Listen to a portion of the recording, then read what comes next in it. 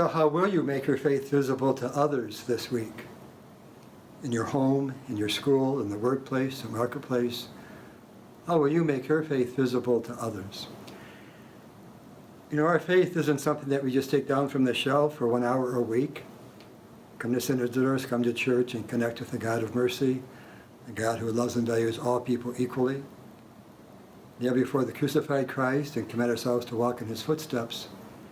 And then go home, conceal our faith in a box and put it back on the shelf until next Sunday. Now our faith is something we live 24 hours a day, 7 days a week. Our faith informs everything we do, how we think, how we relate to other people, how we parent our children or grandparent our grandchildren. Determines how we spend our money and where we spend our money and how and where we spend our time. It determines what we vote for and who we vote for. Our faith determines everything that we do. I love our rite of baptism for children. There's so many things beautiful about it. The rite begins by asking the parents, what name do you give your child? Our names are important to us, aren't they? We like it when people know us by name. God knows us by name. God calls us by name. And so we, in the very beginning of the rite, we tell the person, yes, we as a community want to welcome you and know you by name. That's the intimate relationship we want to have with you. And then, after the parents and godparents commit themselves to raise their children as Christ taught us, by loving God and their neighbor, what's the next thing we do? Well, I call it truth in advertising.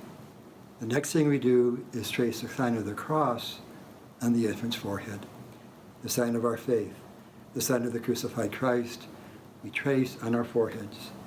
As Christian, we wear our faith, we wear our cross on our foreheads for everyone to see. That's the truth in advertising about our faith. Our faith is a faith where we are called to sacrifice for others, to put others' needs before our own. And we wear that on our forehead. In our second reading today at Mass, St. Paul talks to the Thessalonians how he lived a life where he wanted them to imitate him, so that imitating him, they also imitate Christ. He talked about how careful he is about the words he uses, how he speaks, and how he works hard to support himself. He doesn't want to come across as someone who's taking advantage of selling the gospel, so he works a separate job to support himself. And the point is, he wants to make himself something that others can imitate, a model for others. He wears his faith, and he calls us to wear our faith. And so again, how will we make our faith visible to others this week? I'm going to push this a little further. And not being political here, I'm talking about faith. How will we make our faith visible this week in a community torn apart by last week's election? We live in a community where minorities in particular feel that they have been demeaned, treated as second-class citizens by our president-elect. Now, males who voted for the president-elect, I don't think, were embracing his bigotry. People among us who voted for him were voting for other reasons, perhaps because his anti-abortion, pro-life stance is in keeping with our teaching of our own Catholic faith. Perhaps they voted for him because they feel he can improve the economy, or as an outsider, he can clean up Washington, D.C. I don't believe any of us here really voted for him because of his bigotry. But the point is, he has made very inflammatory statements, demeaning and attacking our minorities. The same people that think that Pope Francis calls us to lift up and gather in, his rhetoric has pushed down and pushed away. And they live in fear, they live in anxiety. They've caused a great divide in our country. And so how are we going to heal that?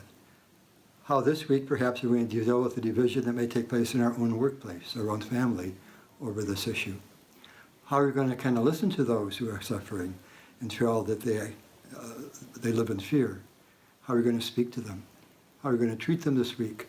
How will we stand up with them to fight bigotry?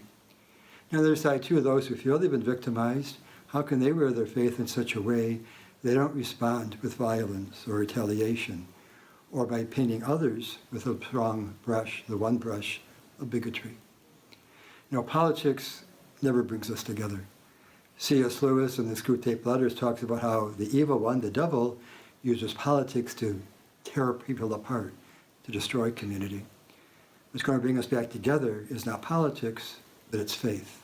A faith in a God, again, who loves and values all people equally. A faith that we have to live in order to bring about that unity.